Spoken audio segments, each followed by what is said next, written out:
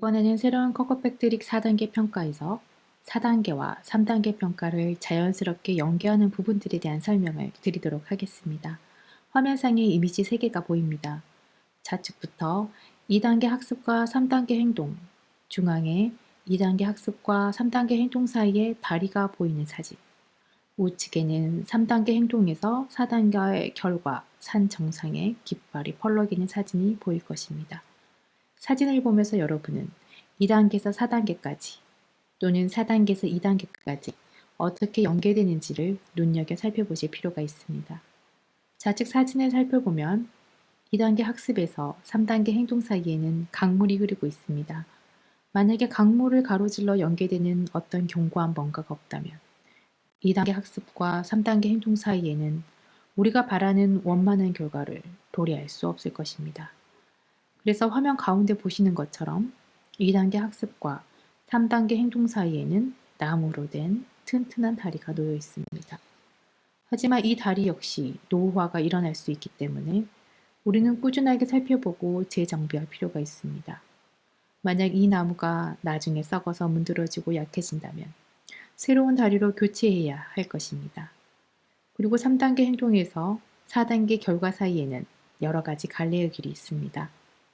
이 중에서 우리의 목적에 따라서 3단계 행동과 결과 사이에 어떤 길을 설정한다고 한다면 그 길을 단숨에 올라가는 것이 아니라 암벽 등반을 하듯이 우리는 앵커를 받고 한 단계씩 한 단계씩 올라가는 것처럼 3단계와 4단계 사이에는 단기 관찰 측정값이라는 선행지표를 꽂을 수가 있습니다.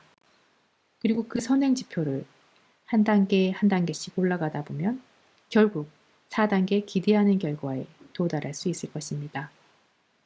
자, 이제는 거꾸로 생각해 보겠습니다. 만약 4단계 결과에서 3단계 행동 사이에 어떤 특정한 길을 염두에 두고 있다면 그 길을 나름대로 상상해 보십시오. 4단계 결과에서 3단계 행동까지 우리가 생각해 놓은 길을 선행지표라는 단기관찰 측정값으로 하나하나씩 꽂아 놓는다면 아마 3단계 행동부터 4단계까지 우리는 길을 잃지 않고 아마도 올바른 길로 안내받을 수 있을 것입니다. 가운데 사진을 보면 2단계 학습부터 3단계 행동 사이에 다리가 있습니다. 2단계 학습에서 3단계 행동 사이에 만약 이런 다리가 없다면 우리가 어떻게 건너갈 수 있겠습니까? 예를 들어 강물과 같은 2단계와 3단계 사이에 단절된 부분이 있다고 한다면 우리는 이러한 견고한 다리 역할을 하는 것을 설계하는 것이 굉장히 중요합니다. 그렇다면 이러한 다리를 우리는 어떻게 설계를 해야 할까요? 이런 부분에 대해서는 2단계와 3단계를 연계하는 부분에 대한 설명을 드릴 때 다시 다루도록 하고 이번에는 3단계와 4단계를 연계하는 부분에 대한 설명을 드리도록 하겠습니다.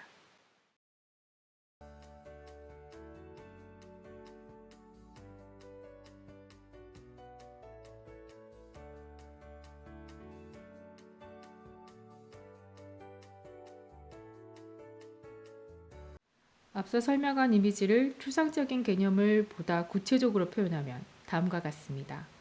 레벨 4에서 기대하는 결과와 선행지표로 구성되어 있다는 것은 평가 모형에서 설명드린 적이 있습니다.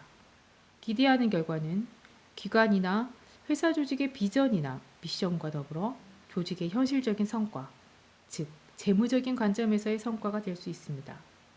이러한 것들이 결합이 된 부분이 기대하는 결과값입니다. 그럼 기대하는 결과와 연계되어 있는 두 가지 영역의 선행지표가 있습니다. 하나는 외부 선행지표이고 다른 하나는 내부 선행지표입니다. 외부 선행지표는 시장의 반응이라든지 고객의 반응 등 우리 회사 조직 내에서 이루어질 수 있는 선행지표가 아니라 외부에서 도출될 수 있는 선행지표들을 의미합니다. 이런 선행지표들이 세 가지가 될 수도 있고 한 가지가 될 수도 있습니다. 어떤 교육 프로그램이냐에 따라서 선행지표들은 하나 혹은 두 가지 또는 그 이상이 될 수 있을 것입니다. 내부 선행지표도 마찬가지입니다.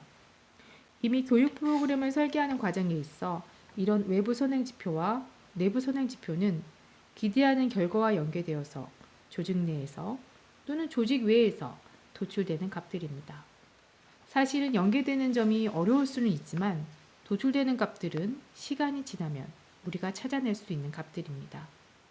그래서 우리가 레벨 4가 가장 쉽게 찾아낼 수 있는 값들이 되지만 또 레벨 4와 레벨 3를 연계하는 부분이 사실은 굉장히 중요하다고 말씀드릴 수 있습니다. 그 아랫부분에 나오는 것이 레벨 3입니다. 레벨 3는 핵심 행동을 중심으로 해서 선행지표와 연계되는 부분들이 나옵니다.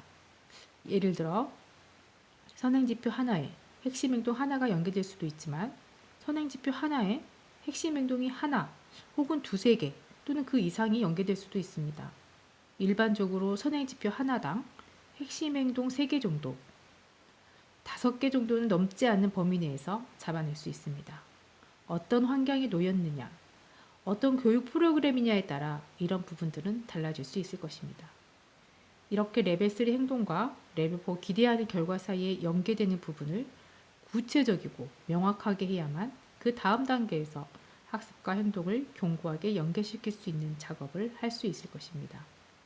오늘은 4단계 결과와 3단계 행동을 연계하는 부분을 말씀드렸고 다음에 3단계 행동과 2단계 학습을 연계하는 부분에 대해 설명드리도록 하겠습니다.